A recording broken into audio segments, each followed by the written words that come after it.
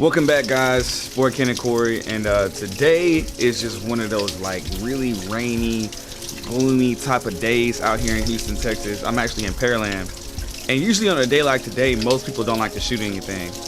But it's a good thing I'm not like most people, because today I'm going to show you guys how to do some really cool hyperlapses / time lapses using the Lumix G7. I think I want to simultaneously use my DJI Osmo as well and make a separate video on how to do like a time lapse / hyperlapse video with the Osmo Pocket. So let's see how this turns out. Okay guys, so my goal today is to find some cool places to shoot these hyperlapses. I think one off the top of my head is I definitely want to shoot one at the Pearland Town Center, and then maybe possibly go downtown and shoot something around maybe close to the graffiti wall. Or so let's just head out and go see what we can find.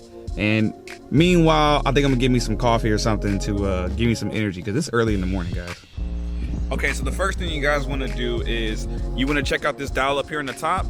Okay guys, so the first thing you want to do is make sure that this dial up top is switched to hyperlapse mode or time lapse mode, which is the very last setting. And then you want to make sure that your camera is set to manual. Once your camera's on manual and you have your camera set to the time lapse mode, you'll see right here, it'll tell you like pretty much how many pictures it's going to take for you. If you hit that button, it'll bring up all the like time lapse settings. So make sure it's on time lapse mode, start time now, and my intervals, when you hit enter and go to that menu, my intervals are usually set to like 10 seconds. And for every, just know that, you know, there's 24 frames in a second.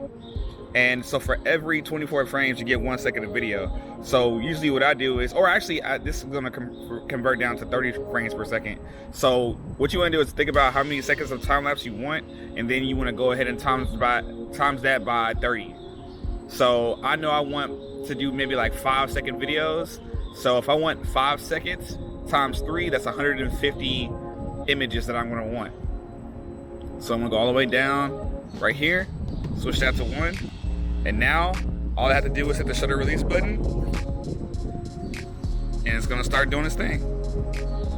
While my Lumix is doing its thing, I'm gonna also go ahead and try to set up my Osmo real quick to do hyperlapse.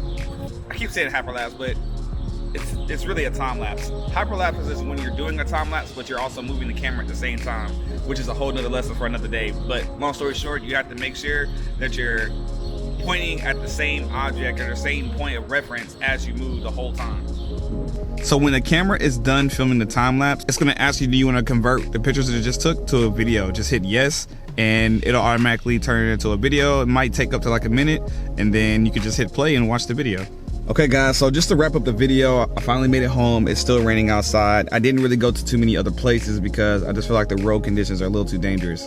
But I guess that just makes this a quick tutorial. So if you guys learned something from this video, please like, comment, and subscribe. I'm trying to grow this new channel and keep giving you guys more and more content that teaches you how to do cool things with the Lumix G7 and other cameras as I go. And it's really encouraging when I see you guys like and comment or even share it. It just motivates me to keep going and keep making the content. But with that said, appreciate you guys for stopping by, and I'll see you guys in the next video.